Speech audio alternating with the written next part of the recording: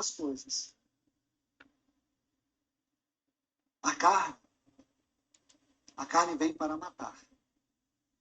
A carne mata a comunhão, a devoção, a comunhão com Deus, a devoção na palavra e na oração.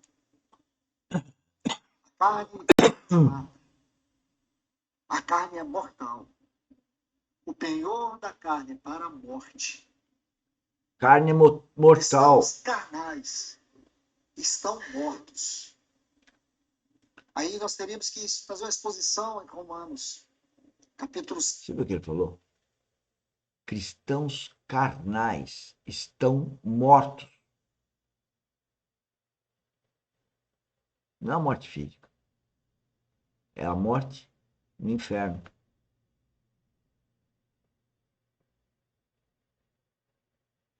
Cristãos carnais estão mortos para a vida espiritual.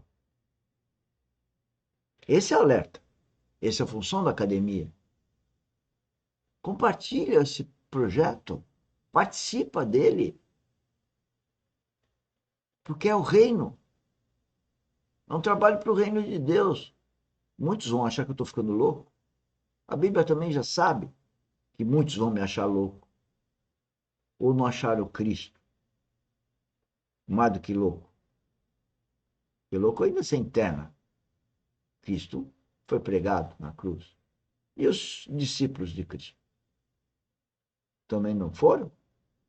Seja um discípulo dele como nós somos e vai ver a rejeição todo dia e as pessoas cuspindo na sua cara, ignorando a sua fala, ignorando o que você escreve,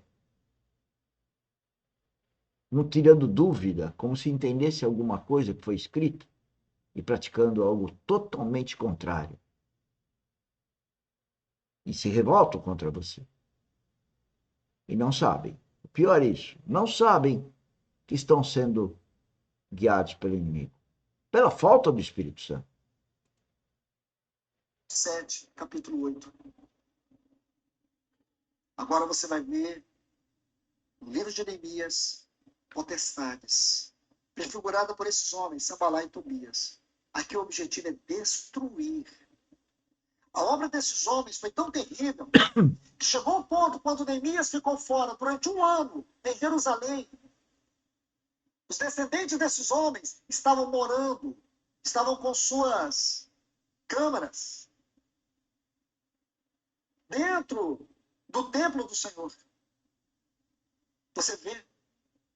Aí quando Neemias entra, e aqui é que nós precisamos estudar o livro de Malaquias, porque o livro de Malaquias aborda os últimos capítulos do livro de Neemias.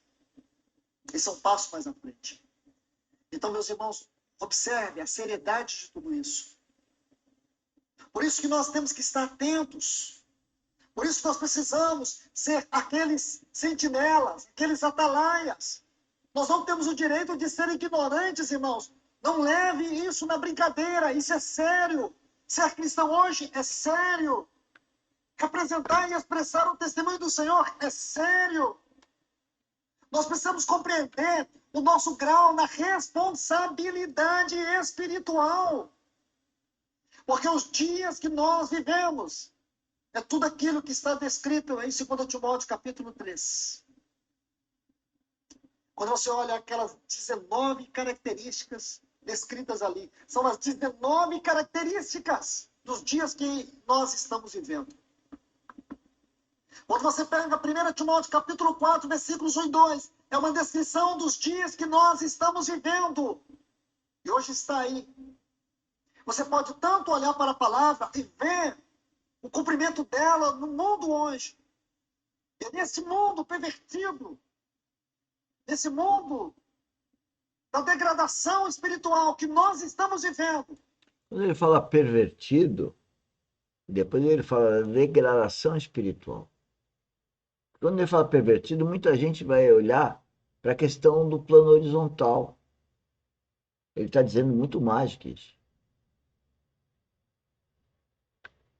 É muito mais do que essa perversão que a gente vê fisicamente com pessoas malignas, né, que fazem mal que todo mundo reconhece, o ladrão, o bandido, o estuprador, enfim, mil coisas. Mas espiritual é muito mais grave. Porque a decadência espiritual está na cabeça do religioso, está na cabeça do bom menino, da boa menina, está na cabeça da família que parece estar tudo bem, que tem posses, tem saúde, tem dinheiro. Espiritual é muito mais grave do que aquilo que você vê. Espiritual você não vê. O Espírito Santo você não vê. Mas é que tem ele habitando no seu coração, você se relaciona com ele sem vê-lo. Isso é vida espiritual. E nós temos que ser esse luzeiro de Deus nessa hora. Temos que ser o testemunho de Deus nessa hora. Temos que ser a voz profética de Deus nessa hora. Temos que ser os trombeteiros de Deus nessa hora. É esta nossa incumbência aqui. Esse temos, tô junto. O projeto da academia é esse. É o trombeteiro bíblico. É anunciar Cristo. É falar da vida espiritual. É viver a vida espiritual. E insisto, isso não quer dizer que sejamos perfeitos. Só eu que sei o que é ter a habitação do Espírito Santo. É todo dia, toda hora, ele nos adverte.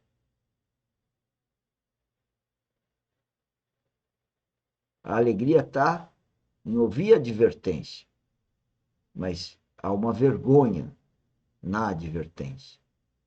Por isso que não dá para rir, mas tem a alegria de fazer parte da família de Deus. Os Esdras de Deus nessa hora.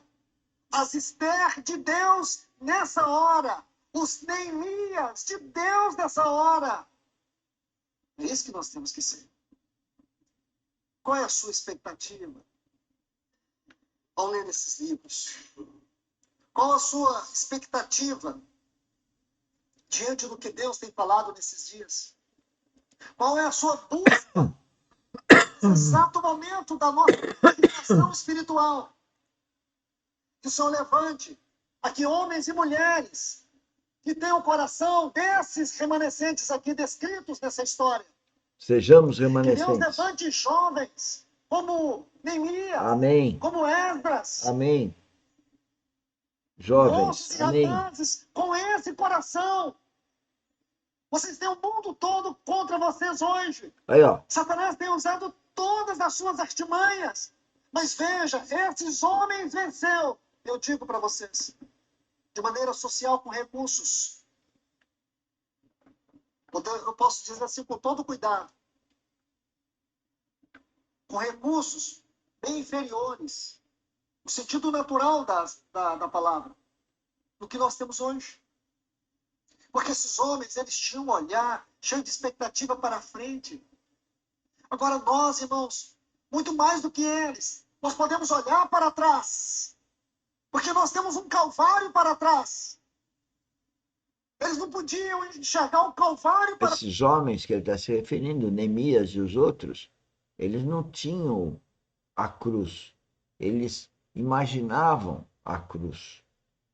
Nós conhecemos a cruz, mas nós não conhecemos a cruz. Porque quem conhece, como eu falo, o conhecimento trino da cruz, conhecimento que vem através do Espírito Santo, quando eu conheço é porque eu sou filho de Deus. O conhecimento é o conhecimento de saber da cruz. Agora, a cruz é vida espiritual. O que ele está dizendo, e estou aqui fazendo minhas palavras dele, é que os jovens acordem para a vida espiritual.